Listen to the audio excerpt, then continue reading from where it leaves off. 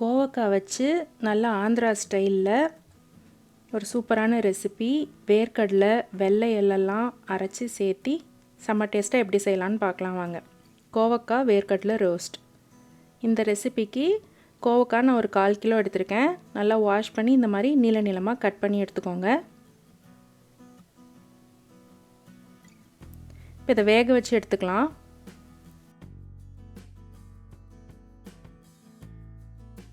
உப்பு 1 டீஸ்பூன் சேர்த்து ஒரு 10லேருந்து 12 நிமிஷம் நல்லா வேகட்டும். வேக வச்சு தனியாக எடுத்து வச்சுக்கோங்க.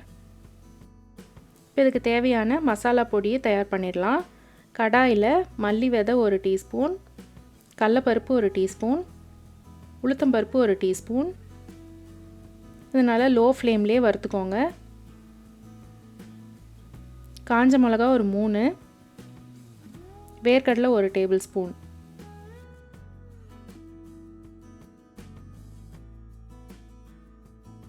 சீரகம் 1/2 டீஸ்பூன், வெள்ளை எள்ளு 1 டீஸ்பூன், வெந்தயம் 1/4 டீஸ்பூன்.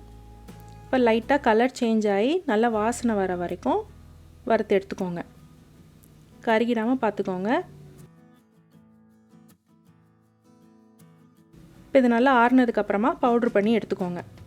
இப்போ ஒரு கடாயில் 3 டேபிள் ஸ்பூன் எண்ணெய் விட்டு வேக வச்ச காயை சேர்த்துருங்க. நல்லா ஒரு 1 நிமிஷம் அப்படியே வதக்கி விடுங்க. நீங்கள் எடுத்துருக்க கடாய் வந்து நல்லா ஹெவி பாட்டம் கடாயாக இருக்கணும். நம்ம ரோஸ்ட் பண்ண போகிறோம். மஞ்சத்தூள் ஒரு 1/2 டீஸ்பூன், பெருங்காயம் 1 பிஞ்ச் எல்லாம் சேர்த்து நல்லா வதக்கி விடுங்க. அரைச்சி வச்சுருக்கிற மசாலா பொடியை சேர்த்துக்கோங்க. உப்பு 1 டீஸ்பூன் இல்லைனா டேஸ்ட்டுக்கு ஏற்ற அளவுக்கு சேர்த்துக்கோங்க.